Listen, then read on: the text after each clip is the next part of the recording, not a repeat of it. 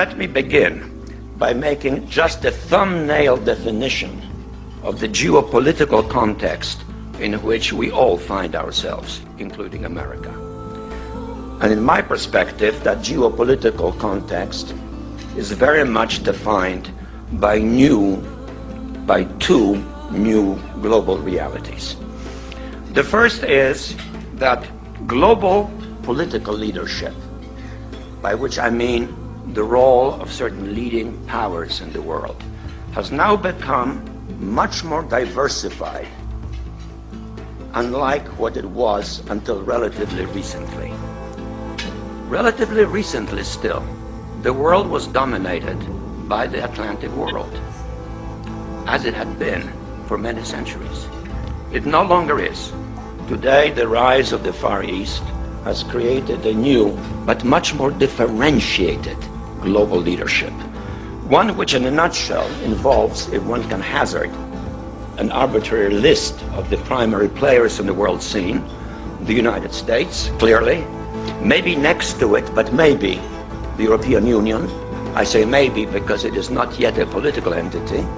Certainly, increasingly so, and visibly so, China, Russia, mainly in one respect only, because it is a nuclear power co-equal to the United States, but otherwise very deficient in all of the major indices of what constitutes global power.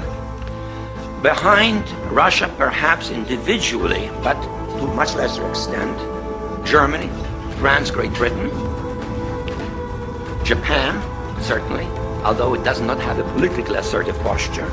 India is rising. And then in the background of that, we have the new entity of G20, a much more diversified global leadership, lacking internal unity, with many of its members in bilateral antagonisms. That makes the context much more complicated. The other major change in international affairs is that for the first time in all of human history, mankind is politically awakened. That's a total new reality. Total new reality. It has not been so for most of human history until the last 100 years. And in the course of the last 100 years, the whole world has become politically awakened.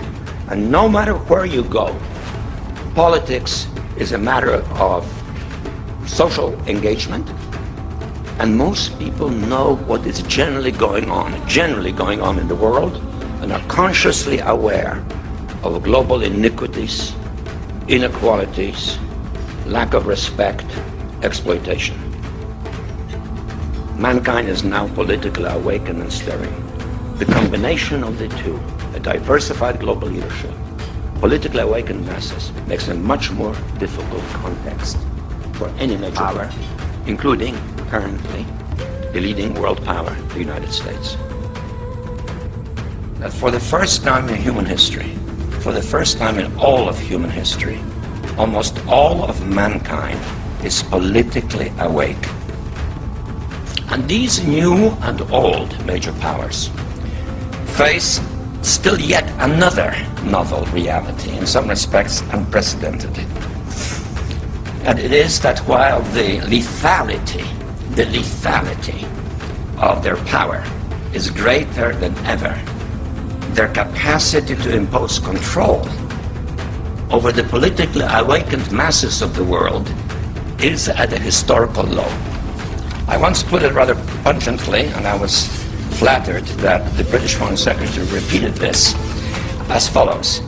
Namely, in earlier times, it was easier to control 1 million people, literally. It was easier to control 1 million people than physically to kill 1 million people.